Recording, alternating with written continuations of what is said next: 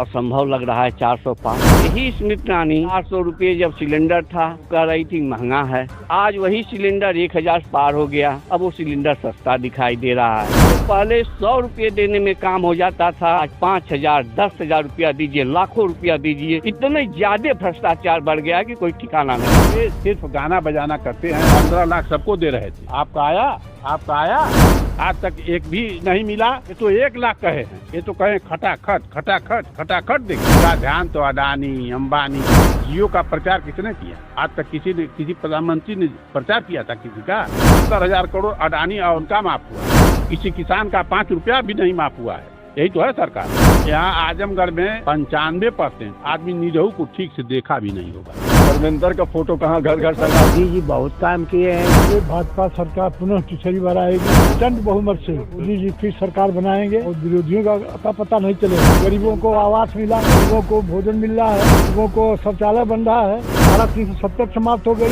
मोदी ऐसा चतुर नेता इस देश को मिला, हम सब लोग भाग्यशाली। हमारी समझ से भी अग्निवीर योजना ठीक नहीं है। ये बता रहे हैं कि 1 लाख हर महिला के खाते में जाएगा। 1 लाख कहाँ से आएगा देने के लिए? 5 किलो राशन कहाँ खाता में जाता है? 5 किलो राशन तो दे रहे हैं और क्या दे रहे हैं जनता? नमस्कार, मैं हूं वीर सिंह। मौजूद हूं इस वक्त मैं आजमगढ़ लोकसभा की ये नैनीजोर गांव है, तगड़ी विधानसभा में पड़ता है। कुछ लोग मेरे पीछे मौजूद हैं, उनसे जानने की कोशिश करेंगे कि यहाँ का माहौल क्या है और इस बार प्रधानमंत्री किसे चुनना चाहेंगे और उनके चुनावी मुद्दे क्या होंगे। आइए सीधे सीधे बात करते हैं। क्या नाम है सर? विजय शंकर सिंह।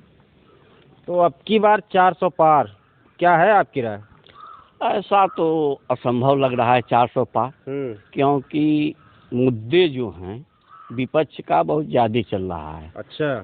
जिसमें एक मुद्दा अभी हम देखे हैं कि जैसे प्रियंका गांधी ने कहा कि परिवार में एक महिला को 1 लाख रुपये खाता में दिया जाएगा। अब चूंकि कोई और सरकार कह नहीं रहेगी कि 1 लाख रुपया दिया जाएगा, तो महिलाओं का वोट ज़्यादा इंडिया गठबंधन की तरफ जाएगा। अच्छा। महिलाओं का कुछ % बढ़ेगा।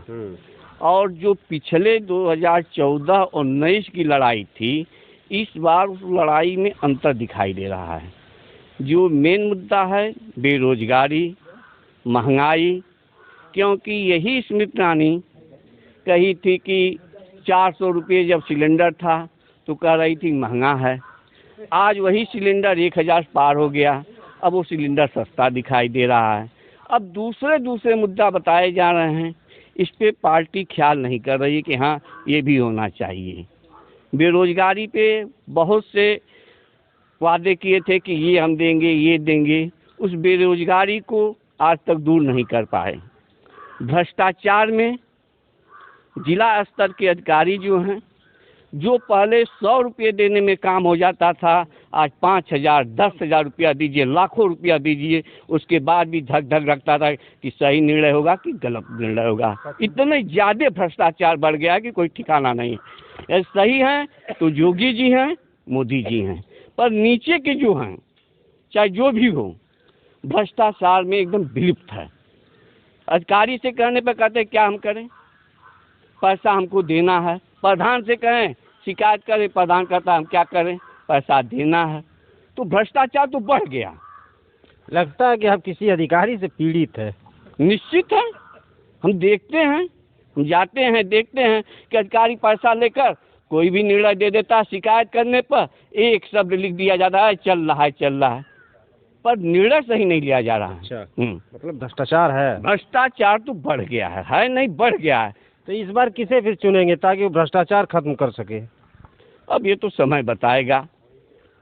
आजमगढ़ का क्या माहौल है? आजमगढ़ का माहौल धर्मेंद्र यादव निरहू की लड़ाई है। कहीं निरहू ज़्यादा हैं तो कोई धर्मेंद्र यादव हैं।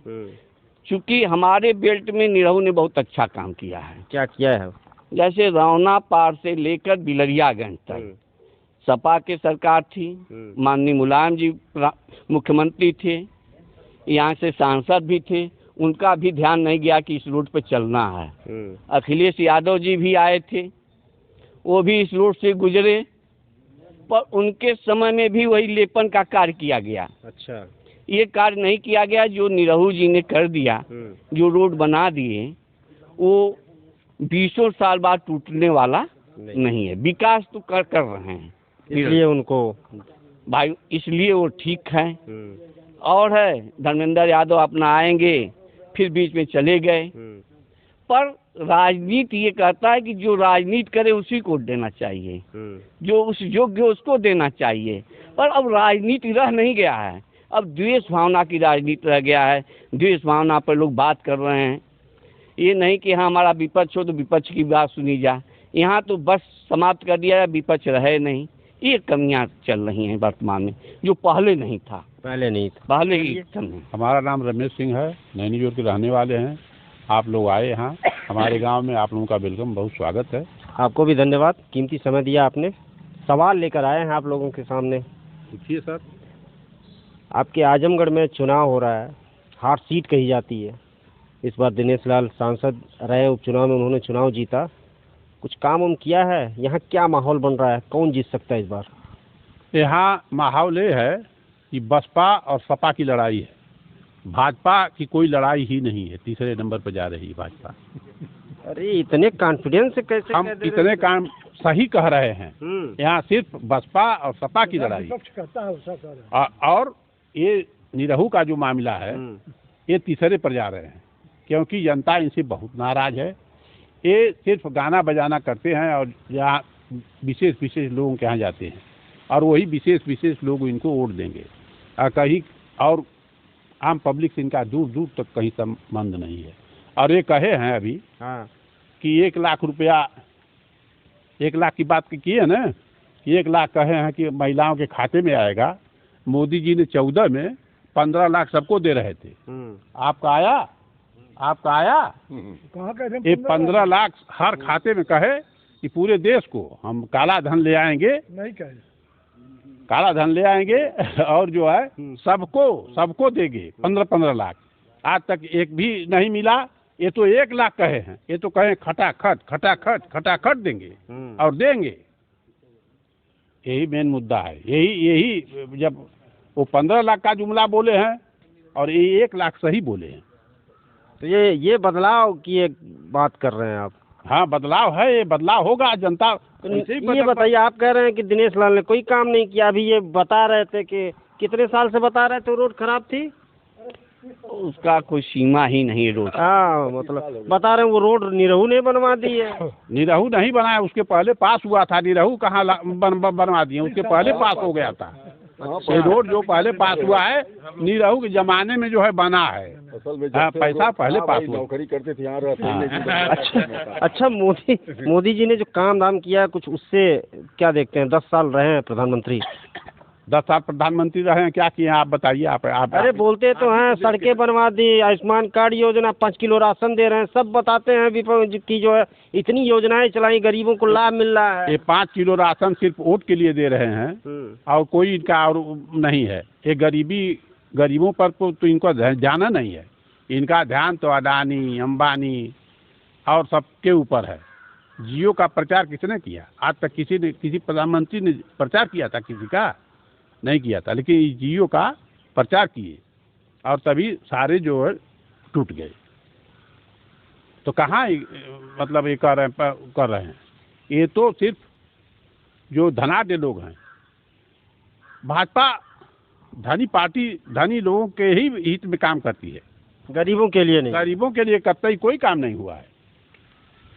कहते तो हम किसानों को 2-2 हज़ार रुपये दे रहे हैं। MSP लागू कर दें। मैं आपके चैनल के माध्यम से कह रहा हूं कि अगर किसानों पर ध्यान है तो लागू करें। हो नहीं लागू करेंगे? नहीं, लागू करना चाहिए ना उनको। किसानों की क्या समस्या हुई बताइए।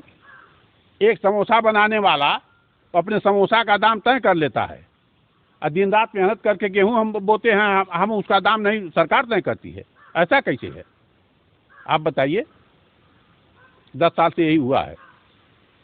जो गरीब है और गरीब कर दिया गया और जो धनी है उसको और 70,000 करोड़ किसका माफ हुआ है? 70,000 करोड़ अडानी और उनका माफ हुआ है। किसी किसान का 5 रुपया भी नहीं माफ हुआ है। लोग बही खाता लेके पहुंच जा रहे हैं। 10-10 हज़ार भी है तो जेल चले जा रहे हैं। यही तो है सरकार। काम नहीं ठीक हो पाया। काम नहीं ठीक हो पाया। तो आजमगढ़ की क्या स्थिति रहेगी सर?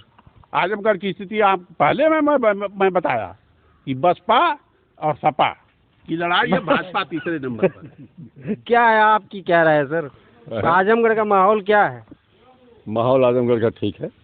ये जो कह रहे हैं कि बसपा और सपा की लड़ाई है, भाजपा तीसरे पे है, ये नंबर 3 को 1 पर होना है और ये दोनों आपस में लड़ते रहेंगे, वो तीसरा जो है वो निकल जाएगा, ये निश्चित है। कैसे? इसलिए कि इनका जो वोट है वो फिक्स है। बसपा अपने वोट पे लड़ रही है, सपा यमुआई के वोट पर लड़ रही है। अब यमुआई को तो अखिलेश यादव ने बदल दिया कि महिला और यूथ कर दिया, जबकि ये वास्तव में उनका जो है मुस्लिम और यादव है, ये फंडा है उनका। तो ये आपस में लड़ेंगे और बाकी सारे वोट जो हैं वो निरहू के साथ जाएंगे। तो निरहू का निकलना तो बता तो रहे हैं, निरहू कैसे वोट मिलेगा? कोई काम ही नहीं किए हैं, अभी कह तो रहे थे ये कि कोई काम नहीं हुआ है, सिर्फ जो है बस 2 बिल्लियां लड़ती हैं तो लाभ किसका होता है? तीसरे का, बंदर का। तो जो तीसरा फैसला करने बैठा है उसका लाभ मिल रहा है, वो पूरी रोटी लेके जाएगा। एक बात जान लीजिए, यहाँ आजमगढ़ में 95% आदमी निरहू को ठीक से देखा भी नहीं होगा। अब बताइए, आप कह रहे हैं कि वोट मिलेगा। अरे तो धर्मेंद्र का फोटो कहाँ घर घर टंगा है, उसको किसने देखा है?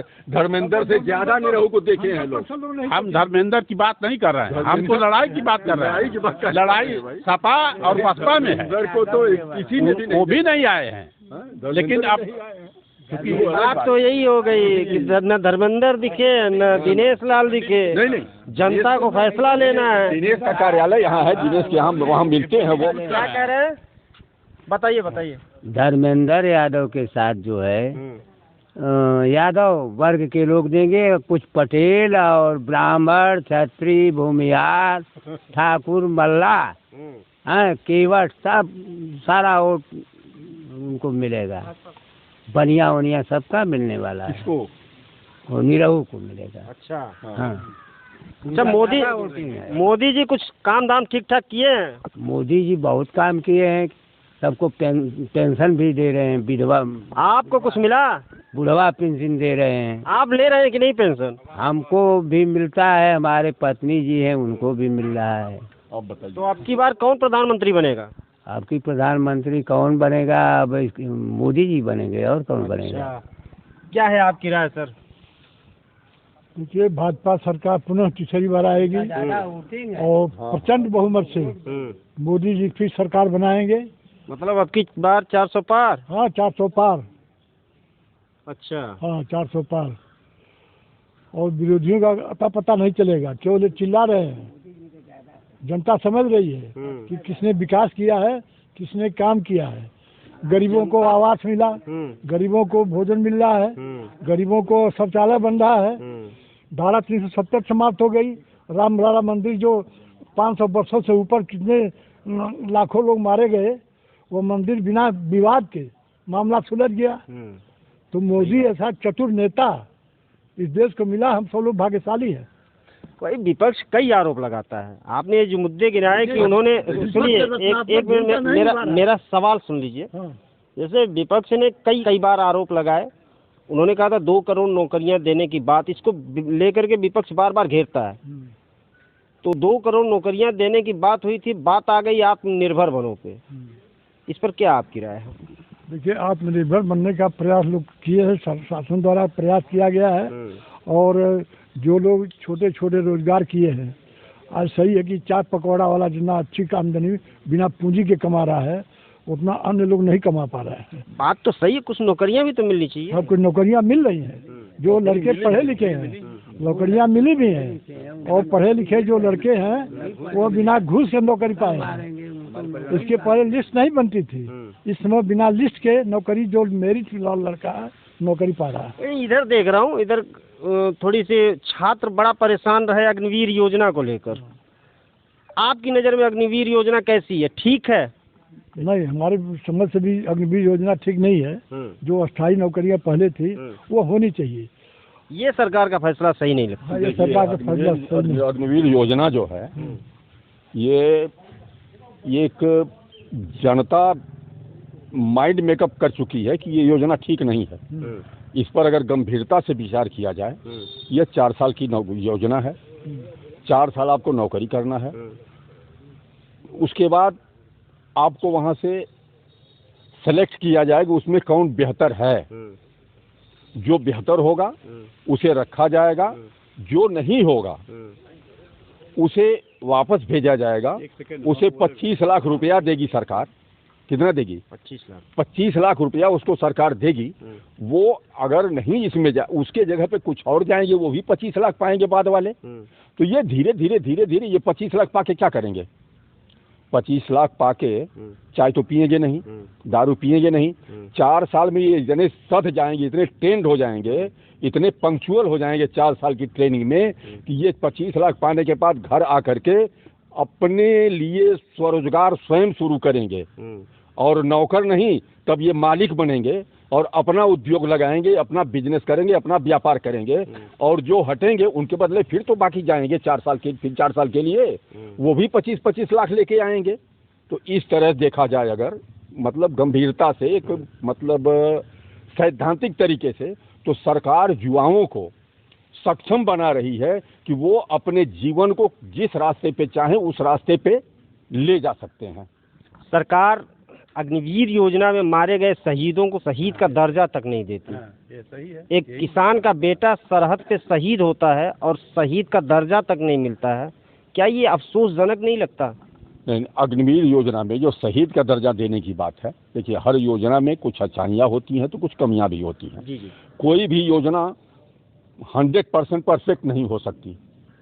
अगर कमी है तो उसकी आवाज़ उठानी चाहिए इन जवानों को, और सरकार को उसमें सुधार करना चाहिए, उसे देखना चाहिए। ये सरकार का काम है। लेकिन इसके लिए भी देश में एक मजबूत विपक्ष होना चाहिए जो जनता की बात को सरकार के सामने रखे, मजबूती के साथ रखे। ऐसा नहीं कि हल्ला कर दिए हो गया। अभी बता रहे हैं कि 1 लाख हर महिला के खाते में जाएगा। बताइए 1 लाख कहाँ से आएगा देने के लिए? किसका पैसा होगा वो? 15 लाख। एक सेकंड रुको। नहीं, 15 लाख दिया उन्होंने। ऐसा है कि अभी इन्होंने कहा कि अग्निवीर योजना बता गए कि मालिक बन जाएंगे तो ये हो जाएगा, ऐसा हो जाएगा, बन जाएगा, सक्षम हो जाएगा। अभी पंजाब में जल्द ही 1 महीना के अंदर अंदर की बात है, गांव नहीं बता सकते, नहीं बता सकते। अभी एक लड़का मरा है अग्निवीर वाला, और उसको कोई सुविधा नहीं दी गई जो उसको मिलना चाहिए। जो एक सैनिक को मिलना चाहिए उसको कुछ भी नहीं मिला, और न ही उसका सम्मान हुआ। जिस तरह से एक सैनिक का सम्मान होना चाहिए शहीद होने पर, नहीं हुआ। और कह रहे हैं कि क्या नाम है, वो मालिक हो जाएगा 25 लाख। 25 लाख माने क्या होता है बताइए आप? 10 लाख है, 25 लाख। भाई आपके लिए कुछ नहीं होगा, जिसके पास पैसा नहीं है उसके लिए 25 लाख बहुत है। लेकिन जिसके पास है उसके लिए तो। और एक कहे हैं इसका विरोध होना चाहिए, विरोध हुआ था। जवान जो लड़के थे सब विरोध किए थे, और ये सरकार निरंकुश की तरह लाठी डंडा से मार करके उनके ऊपर मुकदमा कायम हो गया। आज भी मुकदमा कायम है और वो चलेगा, और वो जेल भी गए थे। आपकी क्या राय है सर? इस योजना को लेके आपकी क्या राय है? देखिए, जितने गरीबों के कल्याण की योजनाएं बनाई गई हैं वो सीधे गरीबों के खाते में मिल जा रहा है। इसमें कोई बीच में बिचौलिया नहीं है। और आपका जैसे आयुष्मान कार्ड हुआ, आयुष्मान कार्ड से 5-5 लाख रुपए की दवा गरीबों को जो मिल रही है, तो इसके पहले कभी मिलता नहीं था। किसानों को, जब जहाँ तक बात है, किसानों को साल में 6,000 रुपया, जो छोटे गरीब किसान हैं उनका उसी से छोटी किसानी वो अपना खाद बीज की व्यवस्था करके वो अपना जीवन यापन कर ले रहे हैं। योजना इनकी सबसे अच्छी है, और गरीब कल्याण संबंधी योजनाएं सरकार ने लागू किया है, और उसमें कोई भेदभाव नहीं है। सबसे अच्छी यह है कि इसके पहले जो सरकारें थी भेदभाव के आधार पर लोगों को कल्याणकारी योजनाओं का लागू करते थे। इसमें बिना भेदभाव के, तो चाहे गरीब हो चाहे उसका पात्र हो, अब पात्रों को नहीं मिल रहा है, पात्रों को ही मिल रहा है। तो यह तो ठीक है मामला, ठीक है। आजमगढ़ में क्या एक, हाँ अभी भाई साहब ने, बड़े भाई हमारे बताए हैं कि आयुष्मान कार्ड सिर्फ कार्ड बना है, सिर्फ कार्ड बना है। और जो मतलब मरने के योग्य होंगे, जैसे टूट जाएगा, फूट जाएगा या भर्ती होंगे, तभी उसका लाभ मिलेगा। मेरे पास खुद आयुष्मान कार्ड है और मेरी कमर खराब हो गई, मैं दवा कराने गया, कहा कि आप भर्ती होंगे तब ये लागू होगा, और इसके बाद एक पैसे की दवाई आज तक नहीं मिली। ये आयुष्मान कार्ड है, कार्ड मिला है, सही है ना, कार्ड मिला है, लेकिन कार्ड का उपयोग जो है उसका नहीं है। आभा कार्ड हैं? अगर एडमिट नहीं हूँ, अगर आपके पास आयुष्मान कार्ड है तो आपको एडमिट भी नहीं करेंगे आप अस्पताल। आप आधार कार्ड है, कह रहे हैं ना कि आयुष्मान कार्ड है, कहे डॉक्टर की एडमिट होंगे तब मिलेगा, ठीक ना। एडमिट नहीं होंगे तो इसका लाभ नहीं मिलेगा। एक सेकंड, हम करते हैं, अगर ऐसा सरकार नहीं करेगी, अगर ऐसा सरकार नहीं करेगी तो हम जाएंगे आयुष्मान कार्ड लेके डॉक्टर के पास और डॉक्टर से दवा लिखवाएंगे 10,000 की, हैं, कहेंगे कि हमको दवा नहीं चाहिए, 5,000 हमको दे दीजिए, 5,000 आप ले लीजिए, काम खत्म। तो उस तरह नहीं, आप एडमिट होइए, इनकी बात समझ रहे हैं आप। वास्तव में दवा दी जाएगी तब अभी हमारे लागू हो। आप समझा दीजिए। आप हमारे भाई कहे हैं वास्तव में दवा एकदम दी सीधे जाएगी, खाता में आता नहीं है। लागू होगा। 5 किलो राशन आपके कहाँ खाते में खाता में नहीं आता है? ये 5 किलो राशन तो दे रहे हैं, राशन और क्या दे रहे हैं जनता को? बना है ये आजमगढ़ था, आयुष्मान कार्ड के बाद नैनीजोर गांव। सही है भाई, लोगों से हमने डॉक्टर बातचीत की, जाएंगे, आप उनकी राय जानने की कोशिश की। समय बहुत हो गया है, ये बहस ऐसे ही बढ़ती जाएगी। चलते हैं किसी और जगह, उन लोगों से बात करते हैं। नमस्कार।